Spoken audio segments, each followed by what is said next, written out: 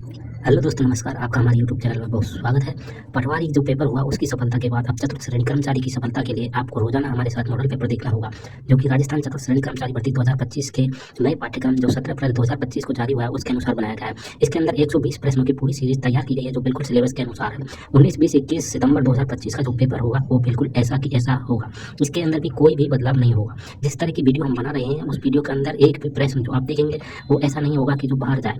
आपको मात्र 1 घंटे से भी कम की वीडियो बनाकर दी जा रही है। इसको आप सिर्फ और सिर्फ 1, 2, 3 बार अच्छी स्पीड में, 2 या 3 की स्पीड में, जिस तरह आप समझ सकते हैं उस तरह से जल्दी देखिए। आपको याद करने की ज़रूरत नहीं है, 2-3 बार देखने के बाद ये अपने आप ही आपके दिमाग में फिट हो जाएँगी।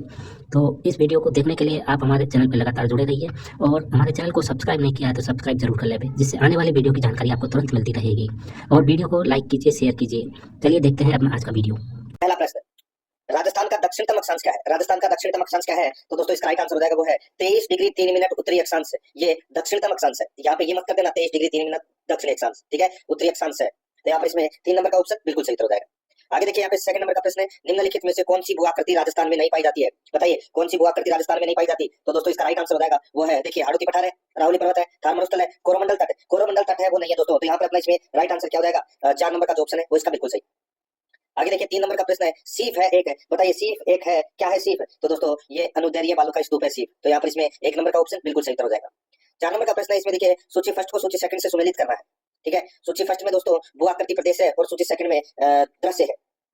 अब दोस्तों यहाँ पर आप देख सकते हैं, इसके अंदर देखिए भू आकृति प्रदेश, यहाँ पर देखिए मेवाड़ पर्वतीय क्षेत्र, मेवाड़ पर्वतीय क्षेत्र में दोस्तों कौन सा हिस्सा है या कौन सा दृश्य है? तो दोस्तों वो है गिरवा, गिरवा, ठीक है। मेवाड़ पर्वतीय क्षेत्र को गिरवा कहते हैं। और हाड़ौती के पठार में दोस्तों क्या है? हाड़ौती के पठार के अंदर मुकुंदरा की पहाड़ियां है दोस्तों, हाड़ौती के पठार में, ठीक है। शेखावाटी प्रदेश में क्या है दोस्तों? शेखावाटी प्रदेश है ये अंतः प्रवाहित है अपवाह तंत्र है दोस्तों, यानी कि अंतः प्रवाह वाली नदियां है वो दोस्तों शेखावाटी प्रदेश में है। गग्गर के मैदान को दोस्तों नाली कहते हैं, गग्गर के मैदान को क्या कहते हैं? नाली कहते हैं। तो यहाँ पर इसका राइट आंसर क्या हो जाएगा? वो है 3-1-4-2, 3-1-4-2 इसका राइट आंसर हो जाएगा, यानी कि दोस्तों यहाँ पर 4 नंबर का ऑप्शन बिल्कुल सही उत्तर हो जाएगा। 5 नंबर का प्रश्न है, इसमें देखिए निम्नलिखित में से कौन सा कथन राजस्थान की जलवायु के बारे में सही नहीं है? बताइए कौन सा कथन राजस्थान की जलवायु के बारे में सही नहीं है, वो दोस्तों अपने को यहाँ पर बताना है। दोस्तों इसमें देखिए, पश्चिमी रेगिस्तान सबसे कम वर्षा प्राप्त करता है, जिसका वार्षिक औसत है 25 सेंटीमीटर है। बिल्कुल सही बात है दोस्तों। और देखिए इसमें राजस्थान में औसत वर्षा अधिक नहीं है, क्योंकि यह आंतरिक भाग में स्थित है दोस्तों, ये भी बिल्कुल सही है। आगे देखिए, अरावली पर्वत श्रृंखला का विस्तार मानसूनी पवनों के लंबवत है। दोस्तों ये कथन है वो अपना क्या हो जाएगा? गलत हो जाएगा दोस्तों, लंबवत नहीं है, समानांतर है। क्या है? समानांतर है। तो यहाँ पर अपना इसमें राइट आंसर क्या हो जाएगा? वो है 3 नंबर का ऑप्शन राइट आंसर हो जाएगा। चौथा देखिए, शीत ऋतु में मावठ से थोड़ी वर्षा प्राप्त हो जाती है, ये भी बिल्कुल सही बात है। तो यहाँ पर इसका अपने को ऐसा कथन बताना था, तो यहाँ पर 3 नंबर का ऑप्शन राइट आंसर हो जाएगा। 6 नंबर का प्रश्न है, इसमें देखिए निम्नलिखित में से किन जिलों के समूह को उनकी औसत वार्षिक वर्षा के अनुसार आरोही क्रम में व्यवस्थित किया गया है? निम्नलिखित में से किन जिलों के समूह को उनकी औसत वार्षिक वर्षा के अनुसार आरोही क्रम में व्यवस्थित किया गया है? तो दोस्तों इसका राइट आंसर हो जाएगा वो है इसमें जोधपुर, राजसमंद, उदयपुर, ठीक है। सबसे कम जोधपुर में, फिर राजसमंद, उससे ज्यादा राजसमंद में, फिर उदयपुर में। तो यहाँ पर इसका राइट आंसर हो जाएगा दोस्तों 2 नंबर का ऑप्शन बिल्कुल सही उत्तर हो जाएगा। आगे देखिए, यहाँ पे 7 नंबर का प्रश्न है, निम्नलिखित में से अरब सागरीय अपवाह तंत्र का उदाहरण है। अरब सागरीय अपवाह तंत्र का उदाहरण कौन सा है? यानी कि अरब सागर में कौन कौन सी नदियां गिरती है, ये तो पता होगा दोस्तों आपको। यहाँ पर देखिए जोजड़ी, बांडी, जवाई, ये लूनी नदी की सहायक नदियां है, और ये अरब सागरीय अपवाह तंत्र का उदाहरण है दोस्तों। यहाँ पर अपना इसमें राइट आंसर क्या हो जाएगा? 4 नंबर का ऑप्शन बिल्कुल सही। 8 नंबर का प्रश्न है, इसमें देखिए निम्नलिखित में से कौन सा एक नदी उद्गम स्थल सुमेलित नहीं है? बताइए दोस्तों। यहाँ पर आप देख सकते हैं, इसमें बेडज नदी का जो उद्गम है वो गोगुंदा की पहाड़ियों से होता है, बिल्कुल सही बात है। कोठारी नदी का जो उद्गम है वो दिवेर से होता है, बिल्कुल सही है। काकरी नदी का जो उद्गम है वो कोटरी गांव जैसलमेर से होता है। पार्वती नदी का उद्गम दोस्तों बिजराल पहाड़ियां, ये कथन गलत हो जाएगा। यहाँ पर इसमें 4 नंबर का जो ऑप्शन है वो इसका सही उत्तर हो जाएगा। आगे देखिए 9 नंबर का प्रश्न है, सूची फर्स्ट को सूची सेकंड से सुमेलित कीजिए। सूची फर्स्ट में नदी है और सूची सेकंड में दोस्तों उत्पत्ति स्थान है, ठीक है। दोस्तों यहाँ पर देखिए साबी नदी, दोस्तों साबी नदी का जो उद्गम है वो कहाँ से होता है? तो दोस्तों साबी नदी का जो उद्गम है वो सेवर की पहाड़ी से होता है दोस्तों, ठीक है, साबी नदी का उद्गम। और बेडज नदी का जो उद्गम है वो दोस्तों कहाँ से होता है? तो वो गोगुंदा की पहाड़ी से होता है, ठीक है। और कोठारी नदी का जो उद्गम है वो दोस्तों दिवेर से होता है, और कांती नदी का उद्गम है वो दोस्तों खंडेला की पहाड़ी से होता है। तो यहाँ पर इसमें सही उत्तर क्या हो जाएगा? 2-1-3-4, 2-1-3-4 कौन से ऑप्शन में है? तो यहाँ पर आप देख सकते हैं 2-1-3-4। तो दोस्तों देखिए 2-1-3-4 ही इसका सही उत्तर होगा। कांती नदी का उद्गम तो दोस्तों खंडेला की पहाड़ी से होता है, तो यहाँ पर डी का 4 होगा। डी का 4 कौन से ऑप्शन में नहीं है, तो यहाँ पर 2-1-3-4 इसका बिल्कुल सही उत्तर इसमें हो जाएगा, ठीक है। तो यहाँ पे 3 और 4 कर लेना। तो यहाँ पर 3 नंबर ऑप्शन बिल्कुल सही। आगे देखिए दोस्तों, यहाँ पे 10 नंबर का प्रश्न है, वह झील जिसमें एक टापू पर आइसलैंड रिसोर्ट नामक होटल बनाया गया है। वह झील जिसमें एक टापू पर आइसलैंड रिसोर्ट नामक होटल बनाया गया है, तो यहाँ पर इसका राइट आंसर हो जाएगा वो है दोस्तों जयसमंद झील। तो यहाँ पर इसमें 3 नंबर का जो ऑप्शन है वो इसका बिल्कुल सही उत्तर इसमें हो जाएगा, ये आपको इसमें याद रखना है, ठीक है। आगे देखिए दोस्तों, यहाँ पे 11 नंबर का प्रश्न है, राजस्थान की सबसे बड़ी खारे पानी की झील कौन सी है? राजस्थान की सबसे बड़ी खारे पानी की झील कौन सी है? तो यहाँ पर इसका राइट आंसर हो जाएगा वो है दोस्तों सांबर। यहाँ पर 4 नंबर का ऑप्शन बिल्कुल सही उत्तर हो जाएगा सांबर। 12 नंबर का प्रश्न इसमें देखिए, निम्नलिखित में से कौन सी संरचना तालाब का छोटा रूप है जो अधिकांशतः पश्चिमी राजस्थान में पाई जाती है? बताइए, तालाब का छोटा रूप क्या होता है? तो दोस्तों होता है नाड़ी। तो यहाँ पर इसमें 3 नंबर का ऑप्शन बिल्कुल सही उत्तर हो जाएगा नाड़ी। नेक्स्ट है, यहाँ पर देखिए 13 नंबर का प्रश्न है, किस परियोजना से राजस्थान के आदिवासी बहुल क्षेत्रों में क्रांतिकारी परिवर्तन आया है? किस परियोजना से राजस्थान के आदिवासी बहुल क्षेत्रों में क्रांतिकारी परिवर्तन आया है? तो यहाँ पर इसका राइट आंसर हो जाएगा वो है दोस्तों माही बजाज सागर परियोजना से। यहाँ पर 1 नंबर का जो ऑप्शन है वो इसका बिल्कुल सही उत्तर हो जाएगा। आगे देखिए 14 नंबर का प्रश्न है, नीचे 2 कथन दिए गए हैं, अपने को बताना है दोस्तों कौन सा कथन है वो इसमें सही है, उपयुक्त विकल्प चुनना है। दोस्तों यहाँ पर देखिए, इसमें कथन 1 में देखिए, लेटेराइट मिट्टी डूंगरपुर उदयपुर के मध्य और दक्षिणी भाग और राजसमंद क्षेत्रों में ये पाई जाती है। ठीक है, तो दोस्तों बिल्कुल सही कथन है। आगे देखिए कथन सेकंड, लोह यानी कि आयरन की उपस्थिति के कारण यह लाल दिखती है। तो दोस्तों ये भी बिल्कुल सही है। दोनों के दोनों कथन दोस्तों इसमें क्या है, बिल्कुल सत्य है। अपने को सही कथन का चयन करना था। तो दोस्तों यहाँ पर देखिए 4 नंबर का ऑप्शन राइट आंसर हो जाएगा, कथन 1 और कथन सेकंड दोनों सही है। 4 नंबर ऑप्शन बिल्कुल सही। 15 नंबर का प्रश्न इसमें देखिए, निम्न में से कौन सी पर्यावरणीय समस्या रेंगती मृत्यु कहलाती है? रेंगती मृत्यु कहलाती है। तो दोस्तों इसका राइट आंसर हो जाएगा वो है मृदा अपरदन को दोस्तों रेंगती मृत्यु कहते हैं। तो यहाँ पर इसमें right answer A number option हो जाएगा। 16 नंबर का प्रश्न है, इसमें देखिए, जनगणना 2011 के अनुसार निम्न में से राजस्थान के कौन से जिले में अधिकतम जनजाति जनसंख्या है? बताइए, जनगणना 2011 के अनुसार निम्न में से राजस्थान के कौन से जिले में अधिकतम जनजाति जनसंख्या है? तो यहाँ पर इसका राइट आंसर हो जाएगा वो है दोस्तों उदयपुर में। यहाँ पर 4 नंबर का जो ऑप्शन है वो इसका बिल्कुल सही हो जाएगा, उदयपुर में। आगे देखिए दोस्तों, यहाँ पे 17 नंबर का प्रश्न है, राजस्थान में 1985 में यूनेस्को द्वारा सबसे पहले किसको विश्व प्राकृतिक धरोहर सूची में सम्मिलित किया गया? राजस्थान में 1985 में यूनेस्को द्वारा सबसे पहले किसको विश्व प्राकृतिक धरोहर सूची में शामिल किया गया? तो यहाँ पर इसका राइट आंसर क्या हो जाएगा, वो है दोस्तों इसमें केवलादेव राष्ट्रीय उद्यान को, केवलादेव राष्ट्रीय उद्यान को सबसे पहले विश्व प्राकृतिक धरोहर की सूची में शामिल किया गया। तो यहाँ पर इसमें 4 नंबर ऑप्शन सही था। आगे देखिए 18 नंबर का प्रश्न है, निम्नलिखित में से कौन सा राष्ट्रीय राजमार्ग राजस्थान से होकर गुजरने वाला प्रमुख राजमार्ग है जो दिल्ली से जयपुर, अजमेर और उदयपुर होते हुए मुंबई जाता है? बताइए दोस्तों, एनएच के नाम है वो चेंज कर दिए गए। तो यहाँ पर इसका राइट आंसर क्या हो जाएगा, वो है राष्ट्रीय राजमार्ग संख्या 48, राष्ट्रीय राजमार्ग संख्या 48। तो यहाँ पर अपना इसमें राइट आंसर हो जाएगा 1 नंबर का ऑप्शन बिल्कुल सही हो जाएगा। 19 नंबर का प्रश्न इसमें देखिए, स्वास्थ्य एवं परिवार कल्याण मंत्रालय भारत सरकार के अनुसार राजस्थान की जनसंख्या 2011 में अनुमानित थी। बताइए राजस्थान की जनसंख्या 2011 में क्या अनुमानित थी? दोस्तों इसका राइट आंसर हो जाएगा वो है इसमें वो थी 6.85 करोड़। यहाँ पर 3 नंबर का जो ऑप्शन है वो इसका बिल्कुल सही हो जाएगा, 6.85 करोड़। आगे देखिए यहाँ पे 20 नंबर का प्रश्न है, जनगणना 2011 के अनुसार राजस्थान में सर्वाधिक अनुसूचित जनजाति की जनसंख्या वाला जिला कौन सा है? राजस्थान में सर्वाधिक अनुसूचित जनजाति की जनसंख्या वाला जिला कौन सा है? तो वो है दोस्तों उदयपुर। यहाँ पर इसमें 4 नंबर का ऑप्शन बिल्कुल सही हो जाएगा। अब दोस्तों अपन भाग 2 के अंदर है राजस्थान इतिहास कला संस्कृति के 20 प्रश्न है वो पढ़ेंगे सिलेबस के अनुसार। देखिए 21 नंबर का प्रश्न है, सेंधव सभ्यता के किस स्थल से जुते हुए खेत के प्रमाण मिले हैं? सेंधव सभ्यता के किस स्थल से जुते हुए खेत के प्रमाण मिले हैं? तो दोस्तों इसका राइट आंसर हो जाएगा वो है कालीबंगा से। यहाँ पर 4 नंबर का ऑप्शन बिल्कुल सही हो जाएगा, कालीबंगा का है हनुमानगढ़ में। नेक्स्ट आगे देखिए दोस्तों, यहाँ पे 22 नंबर का प्रश्न है, कौन सा कूट सुमेलित नहीं है? कौन सा कूट सुमेलित नहीं है वो अपने को यहाँ पर बताना है। एक तरफ राज्य है, दूसरी तरफ पॉलिटिकल एजेंट है। दोस्तों यहाँ पर देखिए उदयपुर के पॉलिटिकल एजेंट कौन थे? तो CL सावर्स थे, बिल्कुल सही है। कोटा के थे दोस्तों मेजर बटन, बिल्कुल सही है। जयपुर के थे कर्नल ईडन, यहाँ पे मेजर लॉरेंस है वो गलत दे रखा है, ठीक है। भरतपुर के थे मेजर निक्सन, ये भी बिल्कुल सही है। यहाँ पर इसमें 3 नंबर का ऑप्शन राइट आंसर हो जाएगा, ये गलत दे रखा है इसमें। 23 नंबर का प्रश्न इसमें देखिए, राजस्थान संघ के लिए विलय पत्र पर हस्ताक्षर करते समय किसने कहा था मैं अपने डेथ वारंट पर हस्ताक्षर कर रहा हूँ? बताइए, मैं अपने डेथ वारंट पर हस्ताक्षर कर रहा हूँ, ऐसा किसने कहा था? तो दोस्तों ऐसा कहा था बांसवाड़ा के मारावल चंद्रवीर सिंह ने ऐसा कहा था दोस्तों। यहाँ पर 1 नंबर का जो ऑप्शन है वो इसका बिल्कुल सही उत्तर इसमें हो जाएगा। आगे देखिए यहाँ पे 24 नंबर का प्रश्न है, निम्नलिखित को सुमेलित कीजिए, निम्नलिखित को सुमेलित कीजिए। दोस्तों यहाँ पर देखिए सूची फर्स्ट में यहाँ पर नाम दे रखे हैं, ठीक है, और सूची सेकंड में उनसे संबंधित है दोस्तों यहाँ पर चीजें दे रखी है, अपने को यहाँ पर सुमेलित करना है, ठीक है। अब दोस्तों इसमें देखिए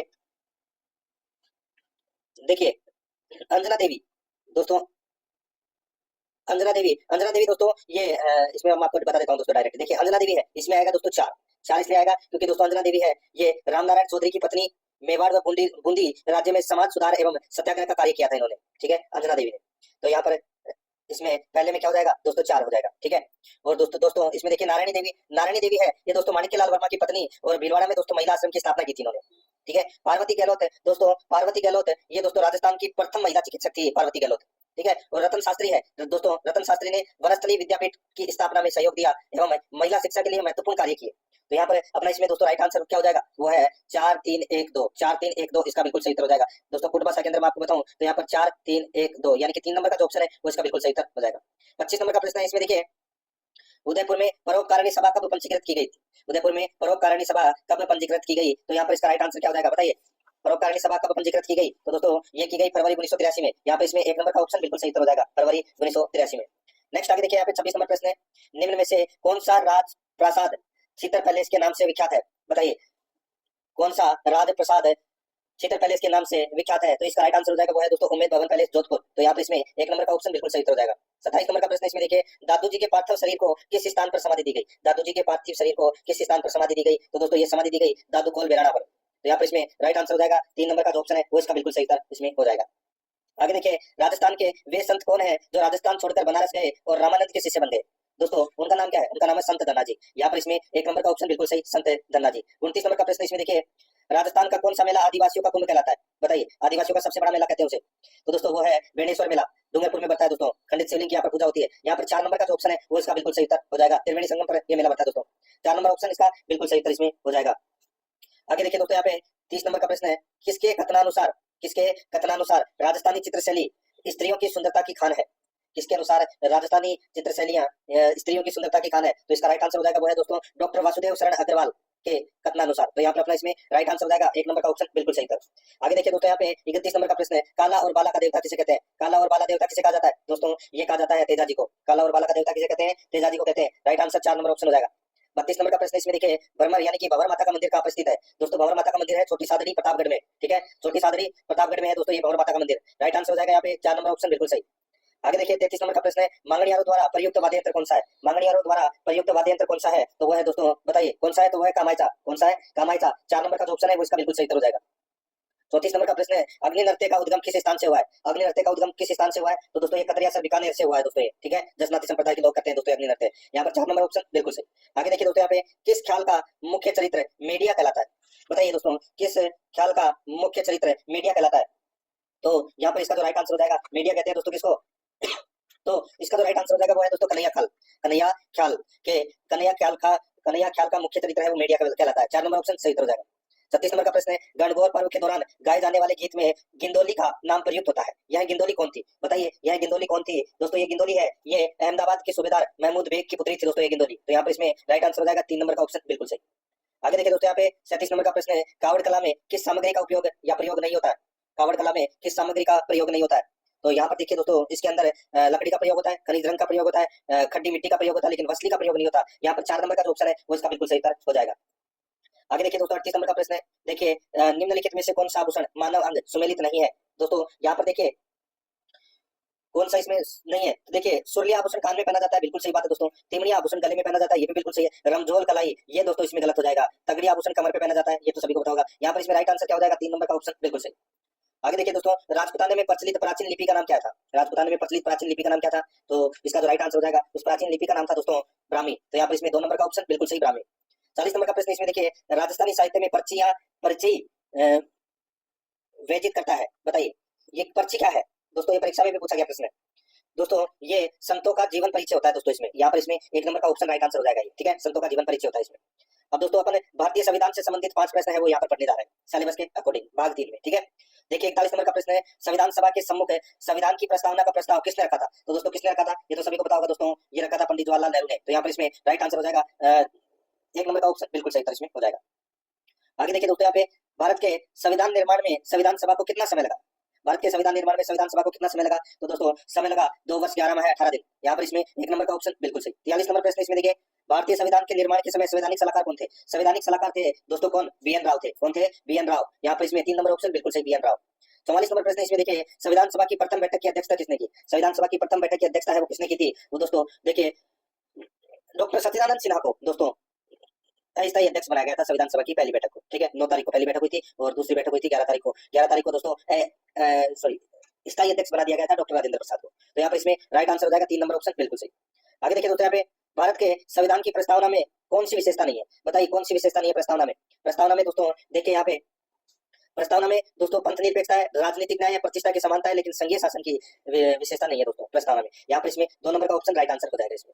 अब दोस्तों अपने भाग 4 के अंदर राजस्थान की राजनीतिक एवं प्रशासनिक व्यवस्था से संबंधित 5 प्रश्न पढ़ेंगे, यानी कि राजस्थान पॉलिटी के 5 प्रश्न 46 से 50 तक। देखिए यहाँ पे 46 नंबर प्रश्न है, राजस्थान प्रशासन प्रणाली सिस्टम के उच्चतम स्तर पर कार्यरत निकाय।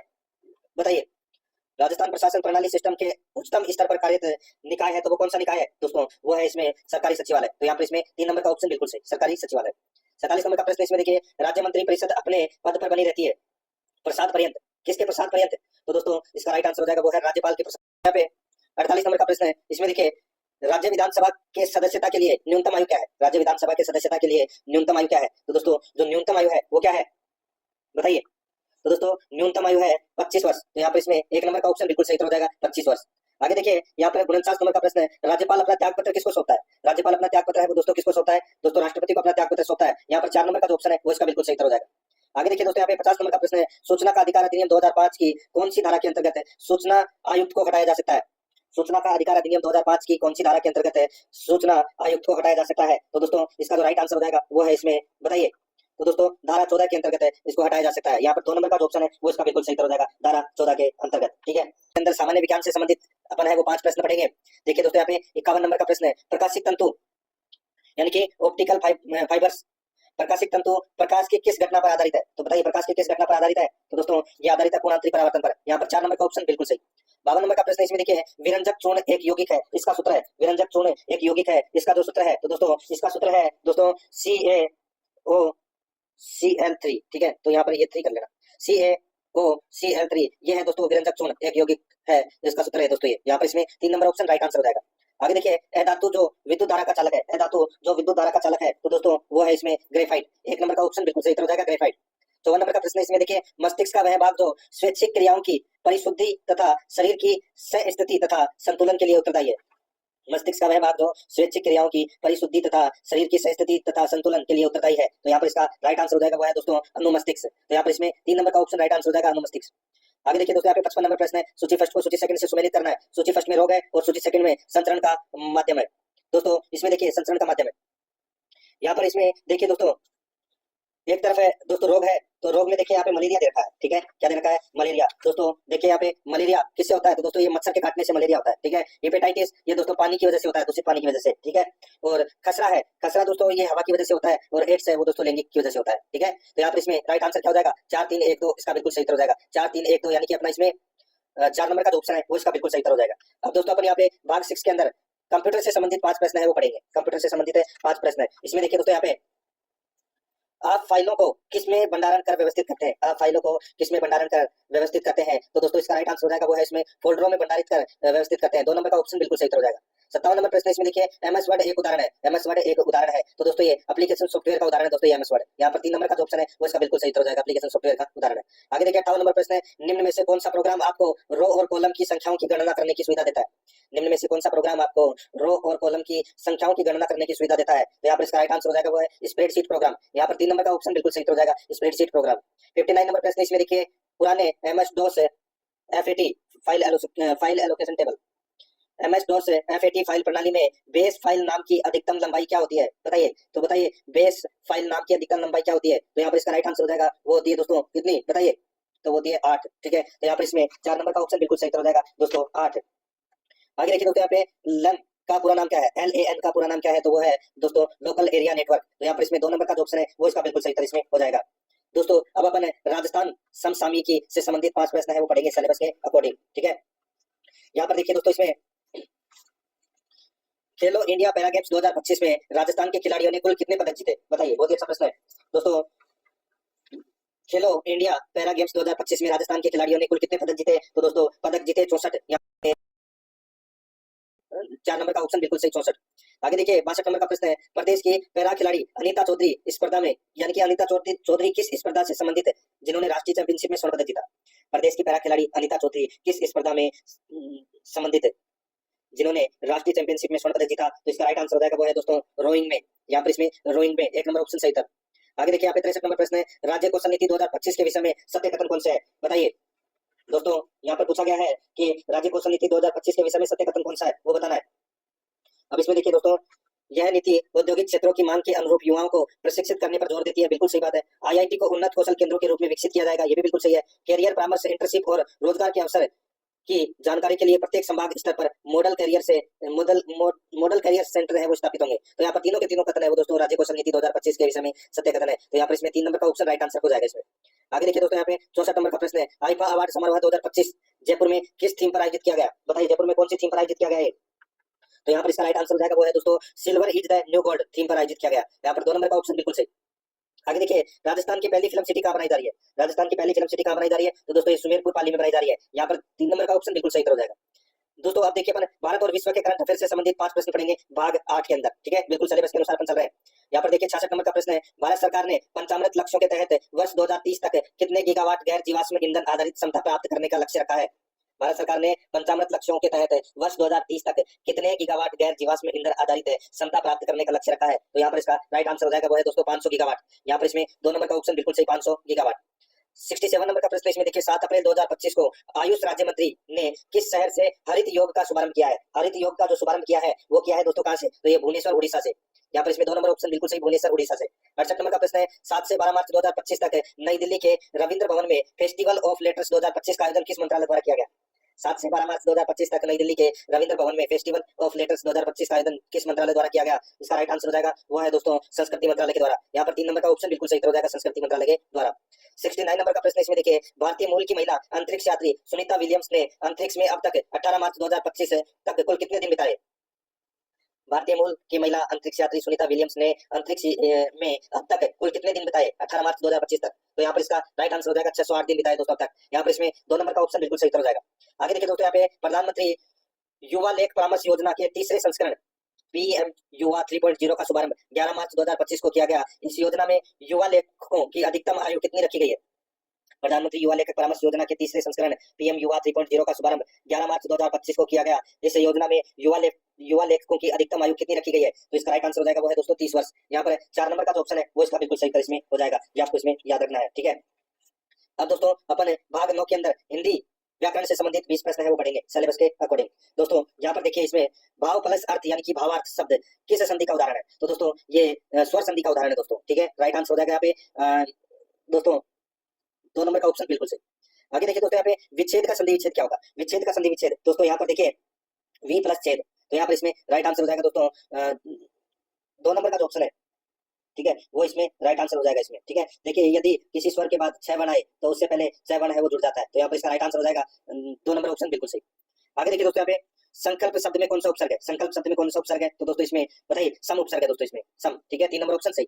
आगे देखिए भारतीय में भारतीय में युक्त प्रत्यय है, भारतीय में कौन सा प्रत्यय है? दोस्तों इसमें ये प्रत्यय है, ठीक है, भारत प्लस ये भारतीय, ठीक है। आगे देखिए निम्नलिखित में से भावार्थक संज्ञा का उदाहरण नहीं है, भावार्थक संज्ञा का उदाहरण कौन सा नहीं है? दोस्तों बचपन है, बुढ़ापा है, सफलता है, लेकिन अमर है नहीं है, अमर नहीं है दोस्तों भावार्थक संज्ञा का उदाहरण। यहाँ पर 3 नंबर ऑप्शन सही है। आगे देखिए काल के आधार पर क्रिया के कितने मुख्य भेद होते हैं? काल के आधार पर क्रिया के कितने मुख्य भेद होते हैं? दोस्तों इसका राइट आंसर हो जाएगा वो है इसमें 3 भेद होते हैं दोस्तों, ठीक है, क्रिया के 3 भेद होते हैं काल के आधार पर। 2 नंबर ऑप्शन सही था। आगे देखिए निम्नलिखित को सुमेलित कीजिए, सूची फर्स्ट में शब्द दे रखा है और सूची सेकंड में विलोम दे रखा है। अब दोस्तों इसमें देखिए सौम्य, बताइए दोस्तों सौम्य का विलोम क्या होगा? तो दोस्तों सौम्य का विलोम हो जाएगा उग्र, ठीक है, सौम्य का विलोम क्या हो जाएगा दोस्तों? उग्र हो जाएगा।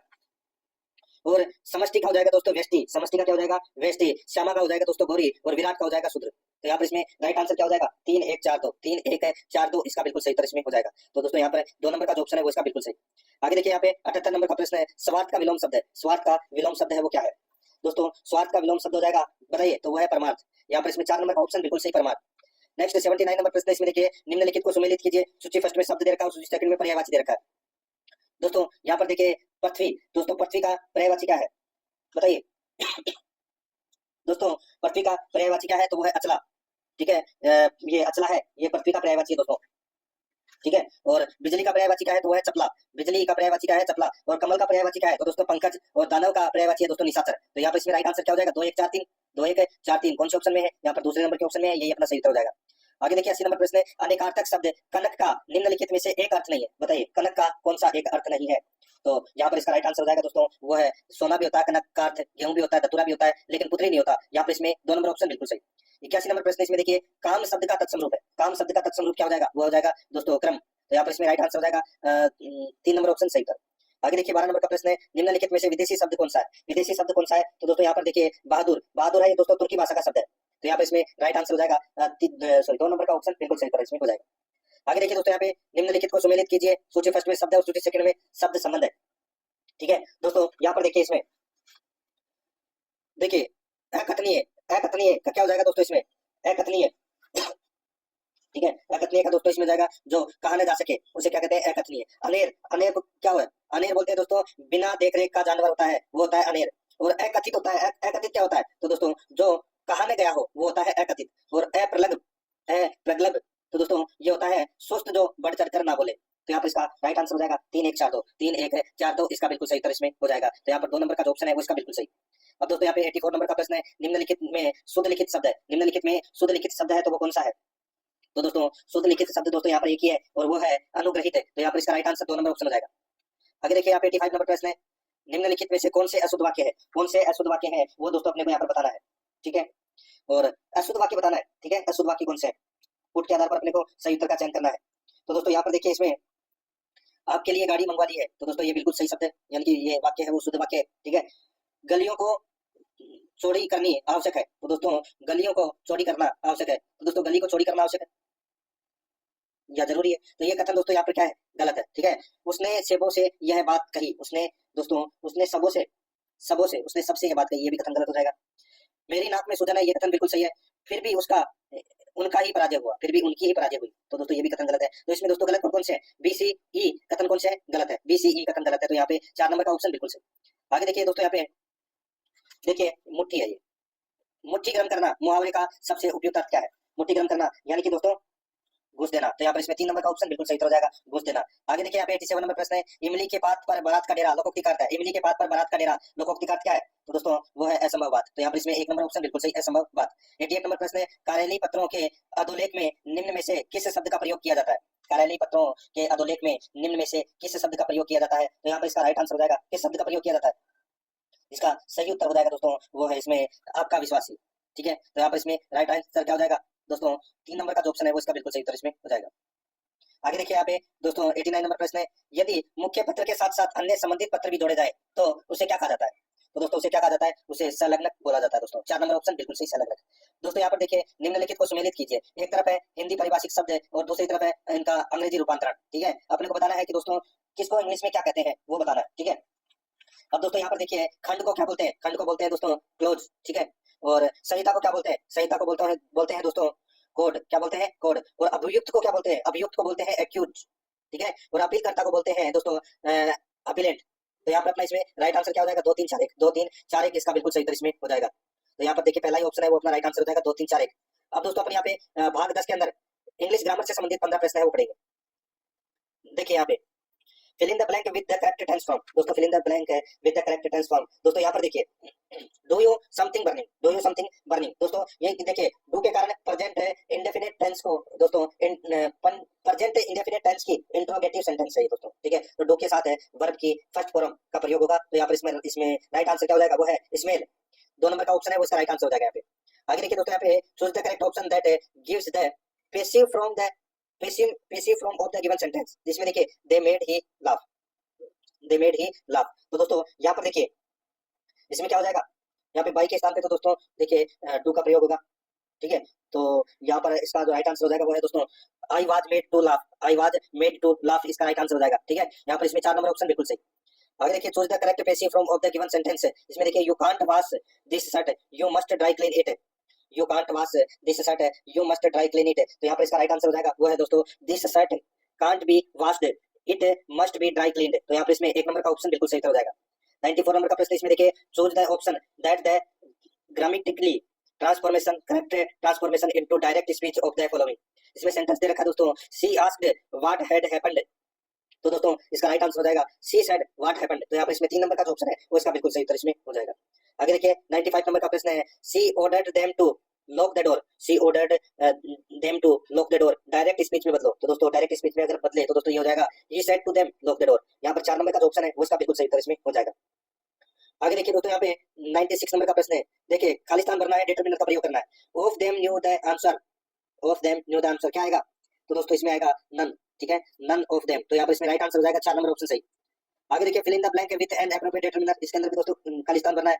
देखिए who could not walk the shrine on the hill went on house back, बताइए खाली स्थान में क्या आएगा? दोस्तों इसमें आएगा दोज हु आएगा, दोज हु। तो यहाँ पर इसमें 2 नंबर ऑप्शन बिल्कुल सही।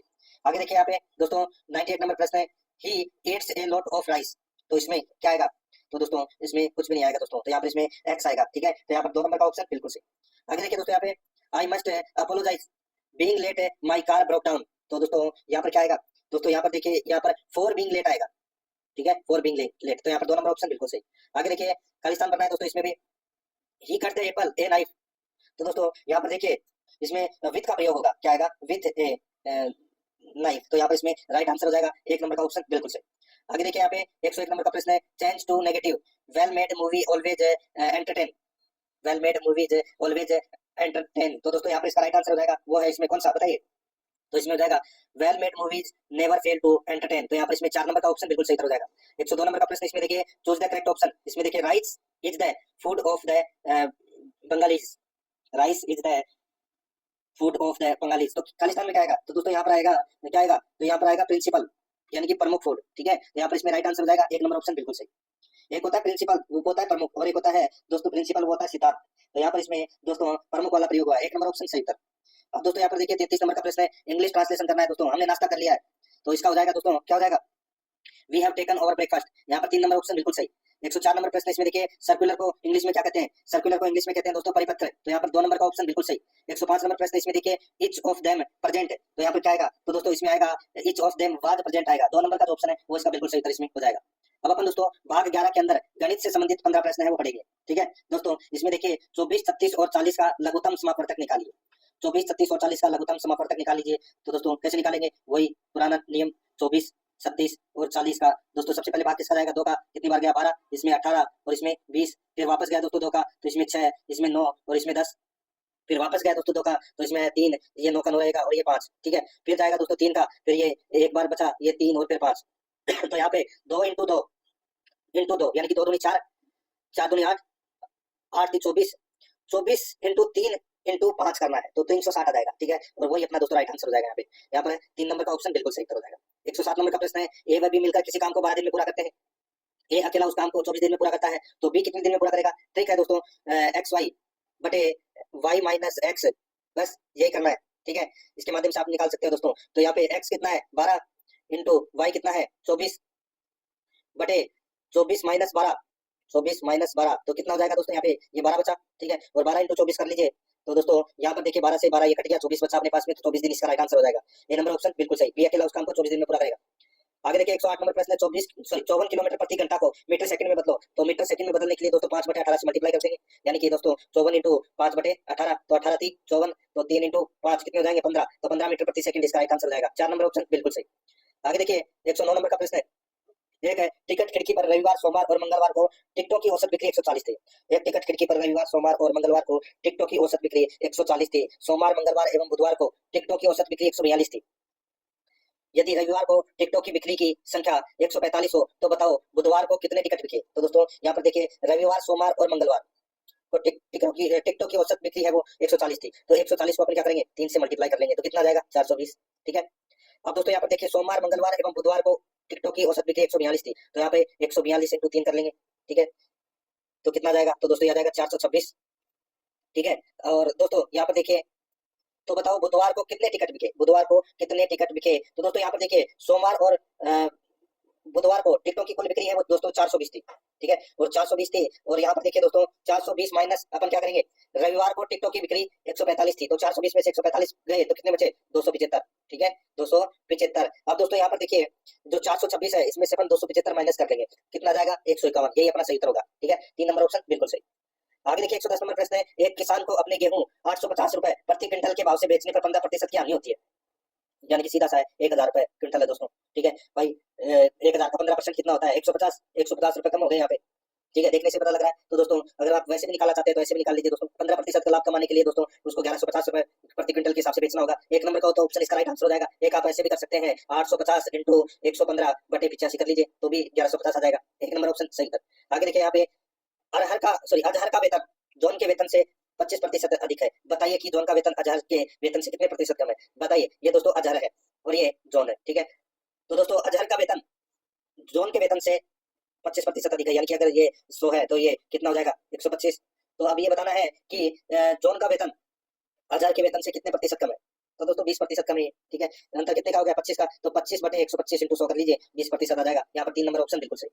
आगे देखिए किसी धनराशि पर 6% की दर से तथा 2 तथा 4 वर्ष के प्राप्त साधारण ब्याज का अंतर 600 रुपए, वह धनराशि का है।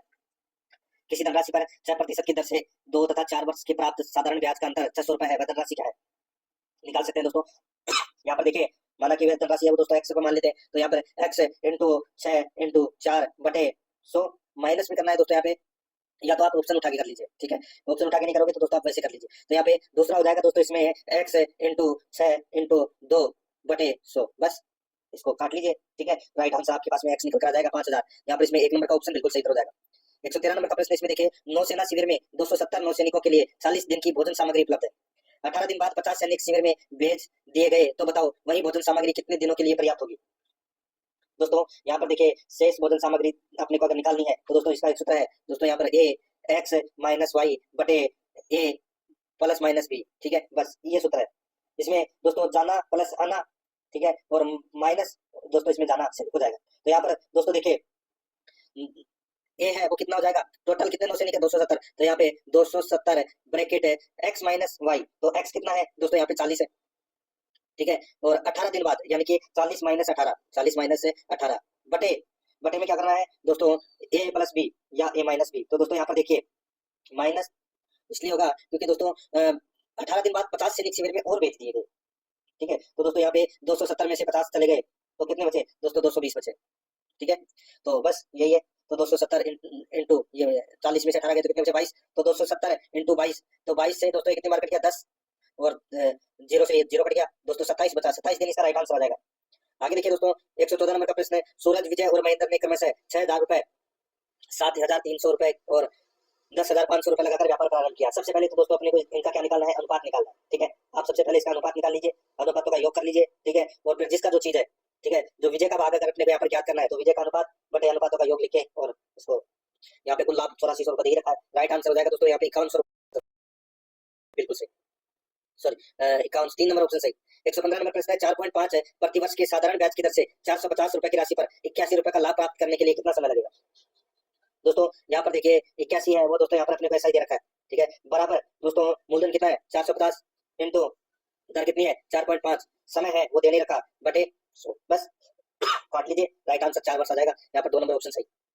आगे देखिए, एक निश्चित राशि पर 10% प्रतिवर्ष की दर से 2 वर्षों के साधारण ब्याज और चक्रवर्ती ब्याज के मध्य अंतर 52 है, तो राशि है, तो दोस्तों राशि कितनी होगी वो दोस्तों, राशि होगी दोस्तों इसमें 5200, ठीक है। अब 5200 का निकाल लीजिए दोस्तों, 2 वर्षों का साधारण ब्याज, ठीक है, तो कितना हो जाएगा भाई 10 वर्ष हो जाएगा 500, सॉरी 10% हो जाएगा 520, तो 520 और 520 कितना होता है तो दोस्तों 1040, तो इसका साधारण ब्याज हो जाएगा, और चक्रवर्ती ब्याज दोस्तों इसमें 52 और जोड़ लीजिए, ठीक है, तो वो हो जाएगा। तो यहाँ पर इसमें राइट आंसर 4 नंबर ऑप्शन हो जाएगा दोस्तों।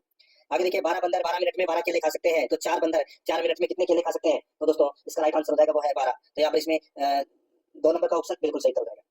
आगे देखिए दोस्तों, एक विक्रेता अपनी वस्तुओं को लागत मूल्य से 20% ऊपर पर अंकित करता है, यानी कि 100 रुपए की वस्तु है उसके ऊपर दोस्तों 120 लिख देता है वो, और 5% की छूट देता है, यानी कि दोस्तों 120 में 120 का 5% कितना होता है तो 6 रुपए, तो 6 रुपए की छूट देता है, ठीक है। लाभ का प्रतिशत बताइए, 120 में से 6 गए तो कितना बचा दोस्तों 14 बचा, ठीक है, यानी कि 114 बचा, तो 100 रुपए की वस्तु थी, यहाँ पर इसमें 14 रुपए लाभ कमा रहा है। यहाँ पर 3 नंबर का ऑप्शन बिल्कुल सही हो जाएगा। आगे देखिए, अनिल अपनी आय का 84% व्यय करने के बाद प्रति माह 24 रुपए बताता है, तो उसकी मासिक आय क्या है, 16% बराबर है दोस्तों यहाँ पर कितना 24, तो 24 में 16 का भाग दे दीजिए, 1% निकल कर आ जाएगा, तो काट लीजिए दोस्तों, इसको काटोगे तो दोस्तों 1.5 आ जाएगा, ठीक है। 1.5 है वो 1% है, तो 100% कितना हुआ 150, तो यहाँ पर इसमें 1 नंबर का ऑप्शन बिल्कुल सही 150। आगे देखिए दोस्तों, यहाँ पे 120 नंबर का प्रश्न है, इसमें देखिए एक विक्रेता ने एक ट्रांजिस्टर को 846 रुपए पर विक्रय कर 20% का लाभ अर्जित करता है, ठीक है, और दूसरे को 966 रुपए पर विक्रय कर 4% की हानि उठाता है, तो उसका लाभ अथवा हानि प्रतिशत क्या होगा दोस्तों। यहाँ पर इस कमेंट का उत्तर आपको देना है, मैं आपको बता देता हूँ कि इनमें से कोई नहीं इसका राइट आंसर होगा, ठीक है।